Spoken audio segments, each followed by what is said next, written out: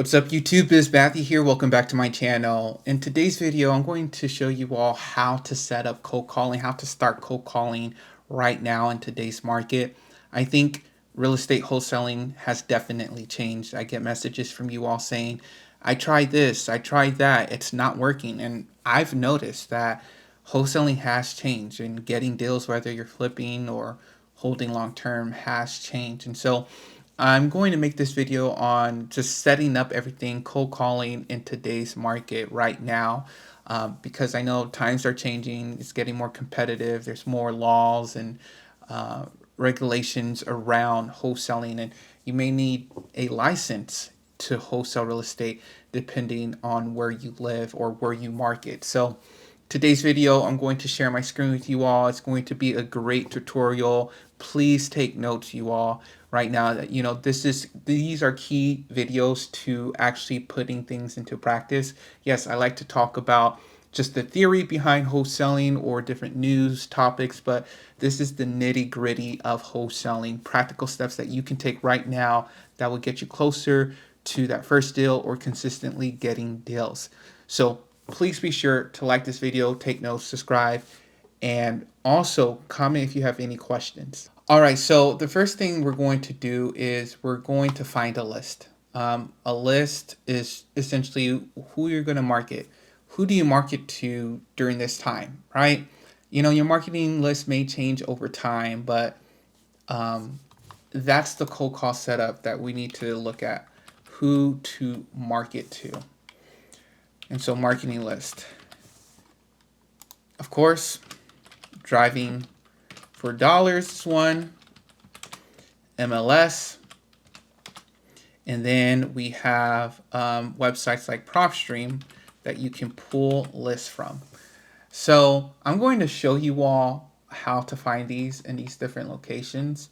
But driving for dollars right now, I'm just in the office, so I won't be showing that. But driving for dollars, you're going around your town and you're looking at distressed properties that look like they need help, need a new roof, need some landscaping done, and you're just taking note on that address so you can cold call later. Now you can do this with just a notepad, just Google Maps, and just kind of click and save that address. But a better way to do it is you can use driving for dollars or Deal Machine. And if you're interested, a link will be down below. Next thing is I'm going to go to PropStream and show you all how to find a good list. So here's PropStream. I was just looking up an address. Let's say you go to another town.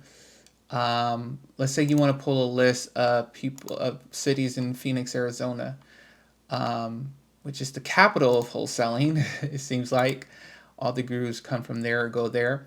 So I would just pull a quick list from here. You can do failed listings. That's a list that you can do. You can do free and clear properties, and zombie properties are pretty good. And there's 22 properties there. So zombie properties are pre-foreclosures and they're vacant at the same time. But usually what I like to do, I like to drill into my own list.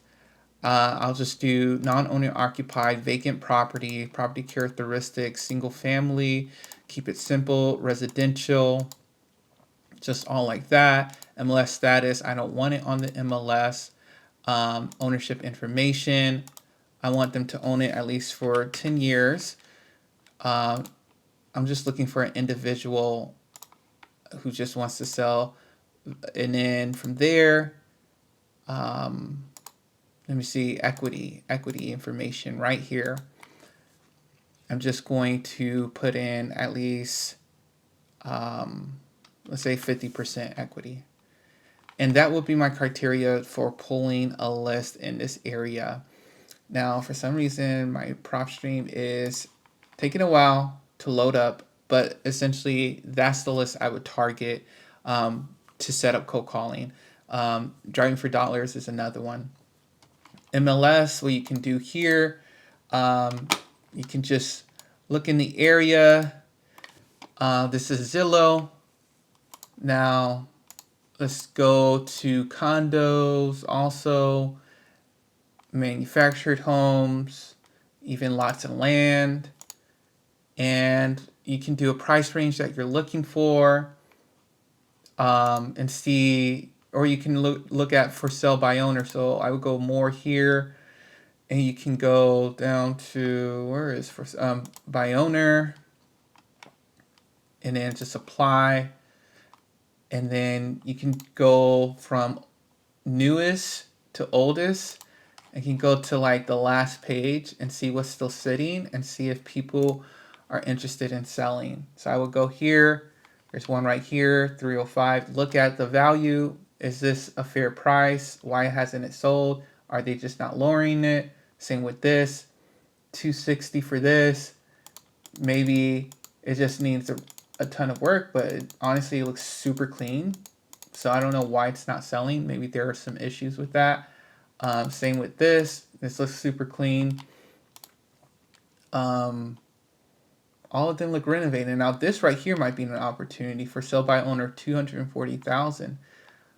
I actually know this area, and this is probably close, kind of close to retail. I think retail maybe might be 275. It says 255 right here. So this looks like it probably needs some work. So this has to be below 200. And maybe that's an opportunity that you can contact the owner. Now, of course, you can do it the other route of actually going through agents and letting them know you're wholesaling. If you want a criteria, like you want it to be 3-bed, 2 baths, and you want it to be on the market for a certain amount of days, I believe you can do that here. I don't know. Can you do it that here? Days on market. Look at that.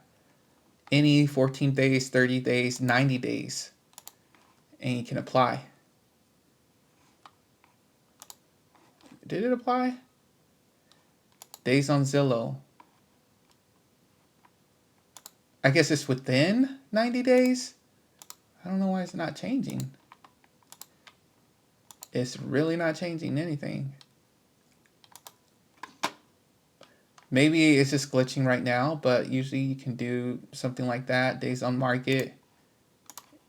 We'll just keep it like that. And then, or you can just go to the last couple of pages. Like page 7, we're already at. Let's see.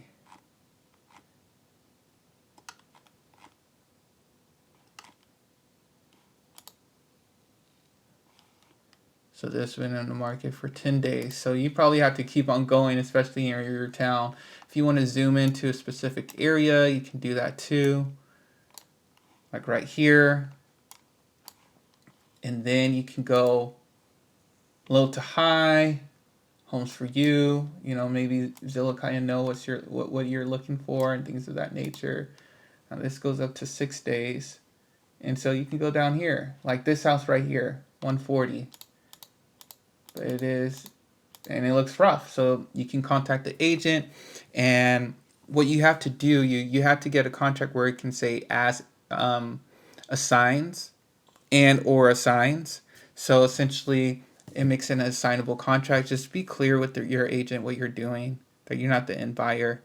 You know, these agents already know about wholesaling now. Don't try to mix things up. So that's what I would do in 2024, 2025, and beyond. Like, I think we're out of the stage of trying to conceal wholesaling. I don't know. I just think it could be too much sometime.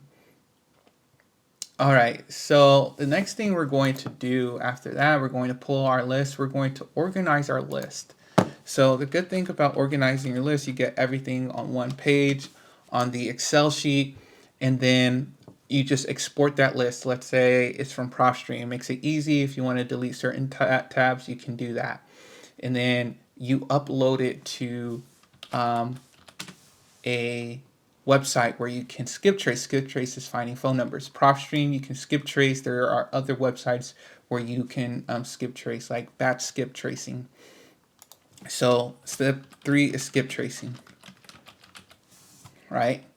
Now step 4, what I would do is I would actually start to call that list, obviously, or use a phone dialer. I use Phone Burner before. I have tutorials in these on this channel. Just go on my channel and type in phone burner, and you'll find it.